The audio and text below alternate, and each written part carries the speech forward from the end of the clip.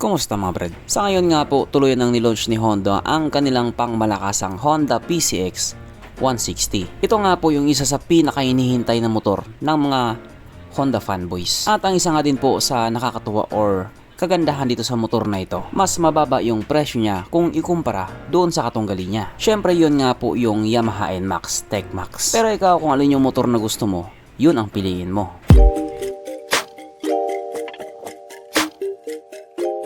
Pero syempre, bago tayo magpatuloy, kung bago ka pa lamang napadpad dito sa aking walang kwentang channel, huwag ka na mag-subscribe.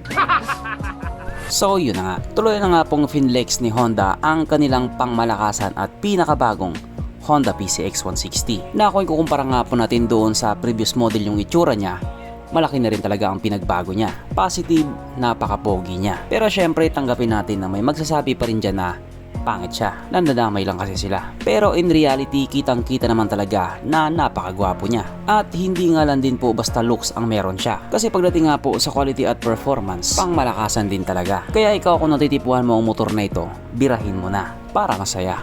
At dahil dyan, pag-usapan na lamang natin kung ano meron sa motor na ito at kung gaano nga ba talaga siya kaganda. So ito na nga po ang pinakabagong Honda PCX 160 na mayroong 156.9 cubic centimeter engine displacement, 4-stroke single cylinder, single overhead cam with 4 valves, powered by ESP Plus or Enhanced Smart Power Plus. Ang ibig nga pong sabihin, mas pinalakas na makina at mas pinatipid sa gasolina. Naka-program fuel injected at ito po ay naka-liquid cooled.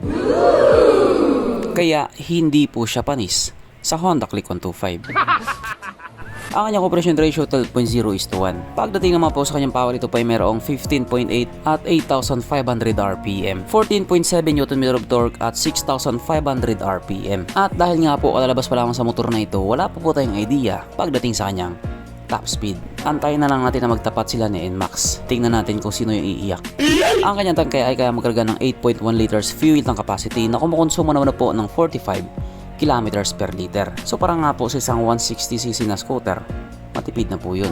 Ang sukat ng kanyang gulong 110/70/14 sa harap at 130/70/30 naman sa likuran. Pagdating naman po sa kanyang braking system, ito po ay naka-disc brake sa harap at disc brake din po sa likuran.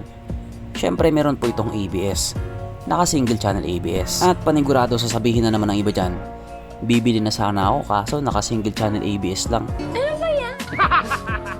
Ang kanyang seat ay mitaas na 764mm at 134mm naman ang kanyang ground clearance. At ang motor nga po na ito ay may kabuuang bigat na 133 kilograms. Mapunta naman po tayo sa iba pa niyang mga features. So ang ilaw nga po sa motor na ito, naka full LED na po. At yan nga din po ang isa sa mga nagbago sa kanya, yung ilaw niya, lalo na yung DRL niya na naka letter V. Pero syempre pogi din naman yung nauna. Ang kanyang gauge panel ito nga po ay naka TFT display na maganda nga po yung pagkagawa nila. Syempre nandoon pa rin yung kanyang smart key system na keyless po ito. At speaking of keyless nga po, kung inyong nga pong napanood sa balita, meron na naman pong ulo pong nakawatan ang hindi nagtagumpay kasi nga yung motor na inagaw nila hindi umandar kasi nga naka-keyless. Doon pa lang masasabi na natin na malaking bagay talaga yung smart key system.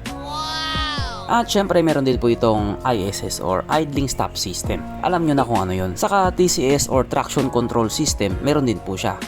Alam nyo na rin kung ano yun. At hindi nga din po mawawala sa motor na ito ang kanyang USB charging port na para kahit saan ka nga po magpunta, hindi ka na mangangamba na baka malobat yung cellphone mo kasi nga manonood ka pa ng Pornhub. At ang kanya nga pong road sync na yung device nga po i-connect mo doon sa motor mo. I mean yung smartphone mo i-connect mo doon sa motor mo para kung sakaling may mga notification doon sa cellphone mo, makikita mo na doon sa screen ng motor mo. Sus, wala din naman bago dyan sa ano na yan. Yung mga made in China nga, matagal na lang ginawa yan eh. Pero syempre dahil yan nga po ay Honda, panalo ka. At ang pinaka-importante nga po sa lahat, yung kanyang presyo. Ang tanong ng mga tao, magkano ba yan, cool? Aba, mura lang yan dong. Yung kanilang standard version nga po ay may presyong 133,400 pesos. Yun nga po yung naka-CBS lang or combi brake system. Samantalang yung kanilang road sync nga po which is na naka-ABS ay may presyong 154,900 pesos. O diba? Mura lang yan dong. Pabili ka na sa mama mo dong. At alam nyo ba ano pa yung pinakamalaking advantage niya? Yun nga po, sinabi ko kanina, mas mura siya kung ikukumpara doon sa Yamaha NMAX TechMax na may presyo nga pong 175,900 pesos. Kaya ikaw Brad, ayusin mo yung desisyon mo sa buhay. Pero syempre kung ano yung tinitibok ng puso mo, yun ang sundin mo. Kasi at the end of the day, ikaw pa din naman ang gagamit sa motor na yan. Kaya desisyon mo pa rin talaga ang masusunod dyan. Pero kahit nga po ganun, wala pa din tayong bounce. Bye.